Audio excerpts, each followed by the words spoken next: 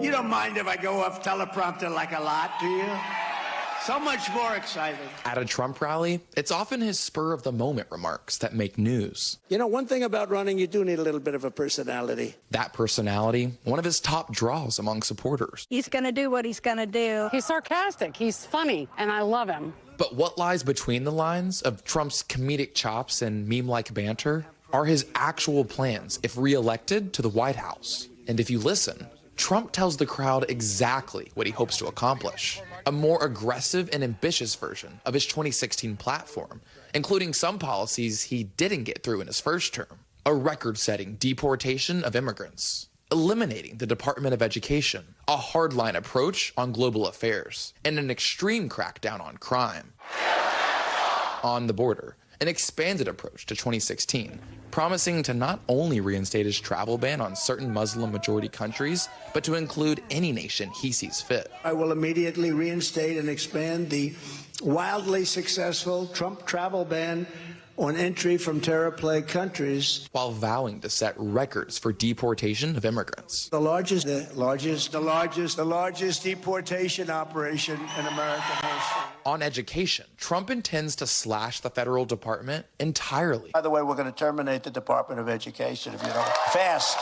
Almost the first thing we're going to do. Also pledging to cut funding of any public school that has a mask mandate for child safety, something increasingly rare. On crime, Trump goes even further, suggesting a punishment of death even for some misdemeanor criminals. Very simply, if you rob a store, you can fully expect to be shot as you are leaving that store.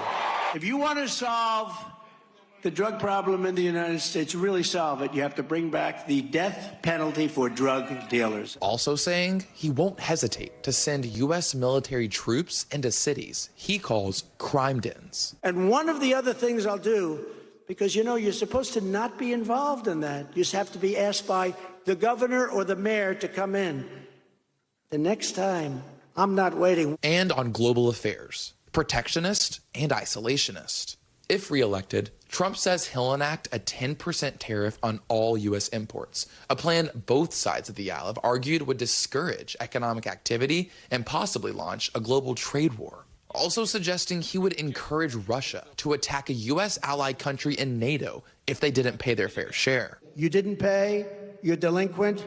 No, I would not protect you. In fact, I would encourage them to do whatever the hell they want. You got to pay. You got to pay your bills. And finally, promising legal consequences for his opponent, President Biden. I will appoint a real special prosecutor to go after the most corrupt president in the history of the United States of America, Joe Biden. In Trump fashion, denying it would be political retaliation while stirring up his supporters. There'll be no revenge. No revenge. Does everybody agree? No revenge. Most of these policy items on trade, the border, and crime overshadowed as Trump splits time between the campaign and the courtroom. But while attention is turned towards the 91 felony charges against him, if you listen to any of his rallies, Trump's policy agenda is right there, on the table, and more alarming than ever before. Jake Traylor, NBC News. Thanks for watching. Stay updated about breaking news and top stories on the NBC News app or follow us on social media.